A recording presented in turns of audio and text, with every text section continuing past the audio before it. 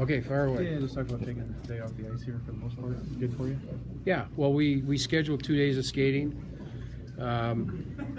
We opted to have 2 hard practices and a rest day in between. So today everybody came in and we had a group off-ice program that everybody followed. And then we gave the option for anybody that wanted to skate was able to skate today. So Sean ran the cardio part of it on the ice if you wanted, or you could do the bike ride if you wanted. So are the on-ice and off-ice days just equally as important to manage them in these days? Or? Well, every team works different. You know, Minnie skates the 3 days, and we opted not to. We base it on what we've done all year, and that is that we work, then we rest, then we work again. We have a schedule that we follow, and we opt with our group not to skate at practice 2 days in a row. We feel like with the way we play and the way we have to play to win games, we need to recover, and the way we practice, which is at a very high tempo, we need time off from having a good hockey practice. Coach, do you guys have a lot to prove to maybe the hockey world that you guys are more than just a great regular season team? I don't look at that way. I think anytime you devalue the season, you make a huge mistake. Playoffs are playoffs. It's a different animal. You don't know what it takes to get in there. You don't know what it takes to, you know, what your fitness level's like or your injury level's like to get there. But to not value 9 months of work is ridiculous. And I've always believed that since the day I was in Dallas. And I learned that from people who were a lot smarter than I, who had a lot more cups. And to me, we put real value in the regular season because it sets up the playoffs. We want to do well. We want to do as well as we can. But I'm not going to lose value for the sacrifice these guys put in for 8.5 months. And that totally understood. A couple of your players, though, today were saying this is a put up or shut up type postseason. Well, they feel that. They feel like this is a real opportunity. You got 2 teams on similar paths, us and Minnesota. We feel like to grow to the next level, we want to do some damage. But I said this before, that's for the players. This time of year is for the guys. Our job is to support them, to guide them along, but the emotion and the accountability, it's in with the guys, and they want to prove to each other, not the rest of the hockey world. They don't care about the rest of the hockey world. They care about themselves. They've worked really hard together. A big core of this group, there's 15, 16 guys being around a little while. They want to do some damage. I think that's really really good of them, and I think it's smart on their behalf to want to accomplish more than they've ever accomplished. And we're going to support them. We're going to be there for them. But we also got to view this thing as it isn't a 1 month season. It's a 9, 10 month, 11 month season. Who knows? It's possible you're going to play a team 8 times in a row. What's the challenge of keeping your cool? How do you keep the emotions in check? Well, we all talk about whistle to whistle, but it's hard to do. One of the things when you play a team from the same division, you don't have to worry about where the rivalry's at or where the edge is at. The edge is already there. The edge is from the regular season. And so the edge in the games is going to be there. It's not going to be any different. You don't have to manufacture that. If you're playing an opponent that, say, was from the Pacific or something that you haven't seen for 3 months, that's a different animal. But this is, you know, there's freshness here. We played them in games 68, 72, and 82, plus the playoffs now. So they know us, we know them. There's no surprises. And there's an edge to every game, and it'll make for good hockey. Any decision who's going to start in goal that you can share with us yet on Thursday? No, not yet. You're going to wait to... We'll follow the same routine we followed all year. We'll let him know the day before, and then I'm sure somebody from this pile will ask that question, right, Lou? And so we'll have to answer that question tomorrow. But we'll follow the same schedule that we followed all year, and we're not going to change that schedule. How does it help to have a guy like Paul Stastny? He's always been evaluated a lot, but going into a series against a team that he had success against last year in the postseason? I didn't know that, quite frankly, until somebody brought it up yesterday. But I look at it more from the way we match up. I think all year, because of those 3 centers, we've been able to have an advantage in that position somewhere. So whether it's Paul's line or Laterra's line or Backus's line, somewhere along the line, because of the play of those three guys, we've had an advantage on matchup, and that's what we're looking for. For us to win this series, we're going to have to sneak that advantage somewhere during the competition. It might change based on road and home, who plays with who, but it's been our strength. And I said this yesterday, it wouldn't be fun for the opposition to have to come out and play against one of our top lines every time after special teams, and we're looking to try to gain that advantage. Our advantage has been the depth of our positioning players, and we want to use that as much as we can in this series. Mitch, I was asking Jaden Schwartz about just his ability to hunt pucks down and whatnot, and obviously his ability as an offensive player, and to kind of add that to his game in the NHL. What gives him that great ability to be able to hunt pucks down the way he does? Well, I think what makes him a good offensive player is that he sneaks up on you. I think when you're playing against him, you can't rest. He's going to catch you from behind, a little bit like Datsuk does.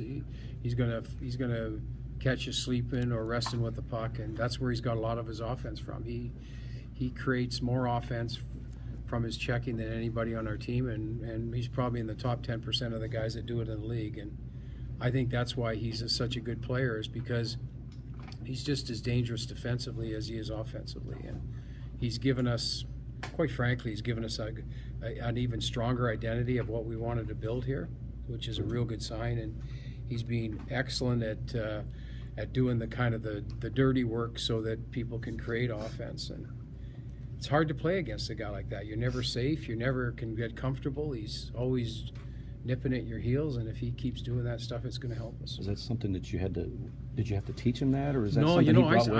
I saw it when I watched him. First time I saw him extensively was in the World Junior, and I saw him do it in the World Junior, and guys were saying he was doing the same thing in college. He's done the same thing in pro here. So to me, I saw him as a 19-year-old do it, and nothing's changed. So it's a good sign. Tarasenko and Steen, the finale, were they as good as you'd hoped they'd be? I don't think they were close to what they're going to be. They're going to be a good line. They're going to be hard to play against, and I think they eased into it, got used to the circumstances of playing in a game again. But I think there's a whole other level they're going to play at, and I think we're going to see it here early. Is Minnesota's road record down the stretch just a result of playing good overall? Is there something more to it? Well, they got a good team. I mean, they got a really good team. They're deep. I think you can't win on the road unless you're deep. And if you look at all the teams that have great road records or really good records against top teams, it's because they're really deep. They've got four lines that can play. They got at least four defensemen that can play against anybody. They obviously have a good goalie. But you can't win in the National Hockey League and you're on the road unless you're a really deep team. And both of us win on the road because we got lots of players who can play in any situation, and that's why our record is what it is, because of our road play. And they're no different. We play a little bit different style, but we're mirror images of each other. We use our depth to our advantage, and that's what ends up helping us in the last half of every game. What difference did Dubnyk make for them? I don't want to comment on the goalie on the other team yet. Hitch, how does the defensive depth that you have in terms of how you can make your lineup decisions and the type of defenseman that you could put in there, what's the flexibility that gives you depending on how a playoff series develops? Well, I think moving from playoffs last year to this year, one of the things we felt was we needed to be better at moving the puck. So we balanced towards more puck moving style from back there. As the season wore on, by adding Bortuzzo and adding Lindbaum, we felt that if we could find a combination where they could move the puck and play very robust, it helped us even more. So we can play two different ways, but the nice part for Bortuzzo, Lindbaum, they help us moving the puck also, so we don't take a drop off there. And then if you want to go the other way, you've got Gunnarsson and Butler who really can move the puck and headman it and give us a better transition. So our feeling leaving the playoffs last year was that our transition game needed to improve, and between a little bit of change of style and things like that and a little bit of addition of different players, we've been able to play a better transition game this year. Finishing strong in your experience in the regular season, how much difference does that usually make in the playoffs? None. Can you just wipe it out? None. It makes a big difference finishing healthy. none on the momentum side. There's so many days off. I mean, it feels like forever since we played last. So as I said to people yesterday, the first practice we ran last year, we were down 7 players. We had 7 players not participate. When we went into the pregame skate, we skated without 4 players. This year, touch wood, we're healthy, and we're also fresh. We're fresh because we are healthy. Guys aren't coming back from a bunch of injuries.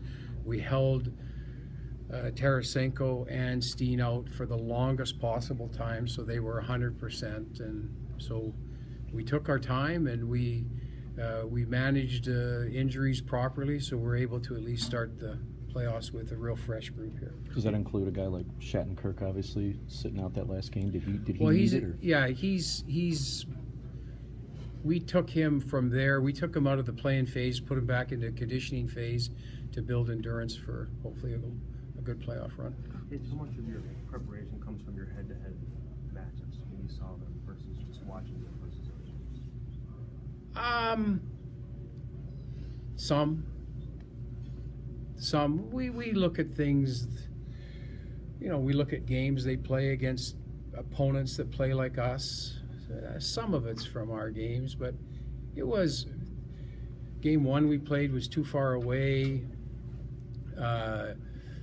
They came off a back-to-back in '68, so that's a misread a little bit. They had those fluke goals in '70. I would say game 72 was more them than us, so it was a good read there.